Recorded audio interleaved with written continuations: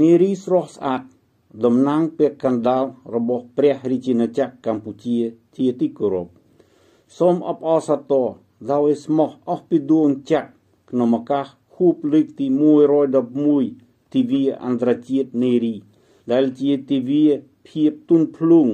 នីតិរដូវសេចក្តីស្រឡាញ់និងភាពស្រស់ស្អាតនេះជាទិវាបុណ្យមួយពោពេញទៅដោយ